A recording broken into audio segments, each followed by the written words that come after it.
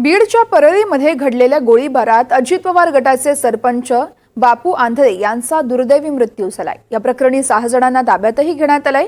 पैशाच्या वादातून हत्येचा कट रचल्याचा पोलिसांना संशय आहे। या प्रकरणाचा आढावा घेऊया त्या रिपोर्टमधून।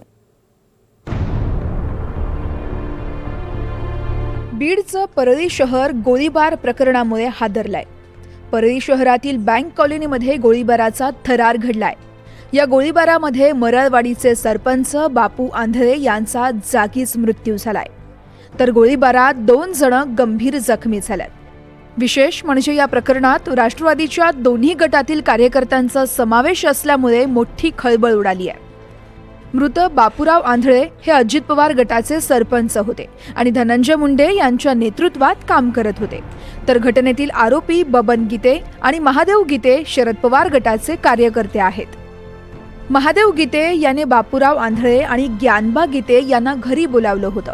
यावेळेस महादेव गीतेंसोबत बबन गीते आणि अन्य 3 आरोपी हजर होते। महादेव गीतेंनी पैशांची मागणी करून बापू आंधळेंना शिवीगाळ केली। बापू आंधळेंनी शिवीगाळ करू नको असं म्हणताच बबन गीतेने कमरेचं पिस्तूल काढून गोळ्या झाडल्या। गोळी डोक्यात झाडल्यामुळे बापू आंधळेंचा जागीच मृत्यू झाला।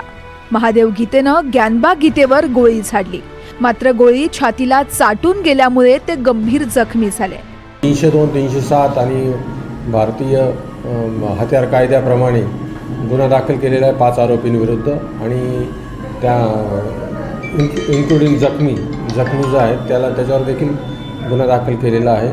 बाकी 4 आरोपीचा आमचा शोध चालू आहे। अजून एक आरोपी अनकॉन्शियस आहे आणि एक जखमी अनकॉन्शियस आहे आणि एका जखमीची आम्ही फिर्याद घेतलेली आहे आणि त्याप्रमाणे 302 दाखल केले। नागरिकांना काय आवाहन करणार? नागरिकांना एवढंच आवाहन आहे की यांचे काही पैशावरून वाद असल्याचं प्राथमिक तपासातून दिसून येतं आहे।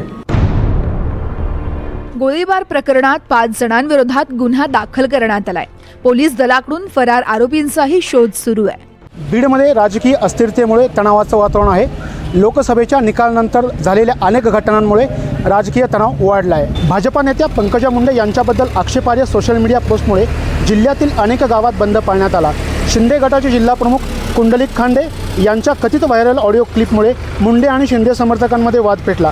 धनंजय मुंडे समर्थकांनी कुंडलिक खांडे यांचं कार्यालय फोडलं। त्यातच आता अजित पवार गट आणि शरद पवार गटाच्या कार्यकर्त्यातील वादांमुळे गोळीबाराचं प्रकरण घडलंय। पैशांच्या वादातून हा प्रकार घडलेला असला तरी आरोपींच्या राजकीय संबंधांमुळे या घटनेकडे सर्वांचंच लक्ष लागलंय।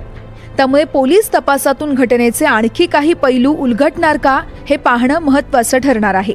स्वानंद पाटील, NDTV मराठी, बीड।